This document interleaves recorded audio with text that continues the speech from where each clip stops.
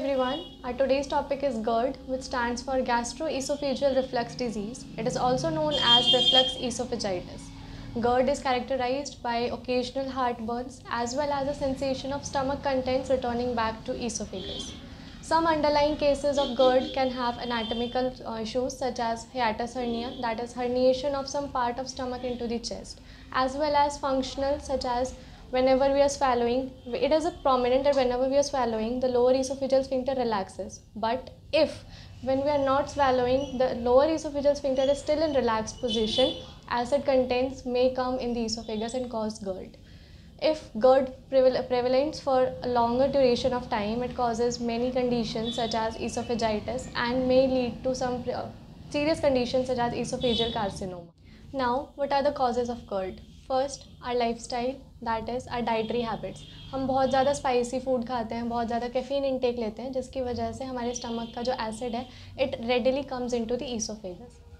Second, hormonal factors. Gastrin hormone होता है जो कि हमारी एसिड सिक्रीशन को इंक्रीज़ करता है. अगर गैस्ट्रिन हार्मोन ज़्यादा रिलीज़ हो रहा है, दैट मीन्स एसिड ज़्यादा बनेगा और वो ईसोफेगस में जाएगा. Also when progesterone is less, that is in cases of pregnancy, GERD बहुत ज़्यादा ईजिली हो जाता है.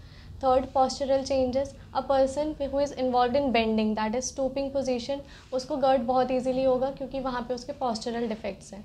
ऑल्सो जब हम swallow नहीं कर रहे हैं, तब अगर हमारा लोअर esophageal sphincter रिलैक्सड है तो it causes the comeback of acid in the esophagus. Now moving on to the stages of GERD. GERD has been classified into 3 stages: stage 1, stage 2 and stage 3. Stage 1 में heartburn के occasional attacks होते हैं, that is less than 3 episodes per week. यहाँ पे mild symptoms होंगे और कोई भी ज़्यादा डैमेज नहीं होगी इसोफेगस में. स्टेज 2, यहाँ पे हार्टबर्न के जो सिम्टम्स हैं they are more than 3 episodes per week, moderately severe symptoms and may lead to some extent of damage to the esophagus. In stage 3, the chronic symptoms arise. Symptoms are arising every day. Nocturnal acid secretion, जिसकी वजह से रात को नींद खुलती है, रात को नींद में disturbance होती है. Also, it may lead to esophageal damage to a longer extent such as esophagitis. Now, moving ahead with the management of the GERD. First of all, lifestyle changes. हमें अपनी डाइट चेंज करनी है, ज़्यादा caffeine नहीं लेना है, smoking नहीं करनी है, अल्कोहल नहीं लेना है. ऑल्सो जब हम सो रहे हैं तो हमें अपने हेड एंड को ऊपर रखना है. Also the people who are obese, जिनका वेट बहुत ज़्यादा है, उनको अपना वेट कंट्रोल करना है.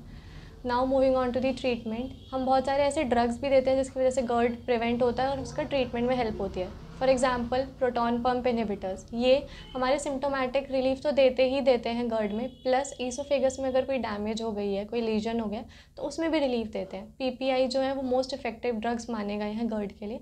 Example omeprazole, pantoprazole, rabeprazole. Now moving on to H+ blockers और H+ एंटागोनिस्ट्स.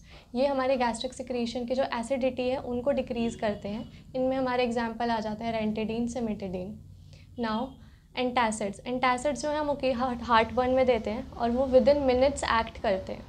ये हमारे एसिडिटी को डिक्रीज़ कर देते हैं, जिसमें हमारा एग्जाम्पल आता है सोडियम एल्जीनेट. ये एक फ्रॉथी लेयर बना देता है हमारे गैस्ट्रिक सिक्रीशन और ईसोफेगस की लाइनिंग के बीच में, सो दैट जो हमारा ईसोफेजियल म्यूकोसा है वो एसिड के कॉन्टैक्ट में ना आए, और उससे कॉन्टैक्ट में नहीं आएगा तो उसको डैमेज नहीं मिले होगी. Now moving on to prokinetic drugs, जिनको हम एंटी मोबिलिटी ड्रग्स भी बोलते हैं. इसमें आता है मेटोक्लोप्रामाइड.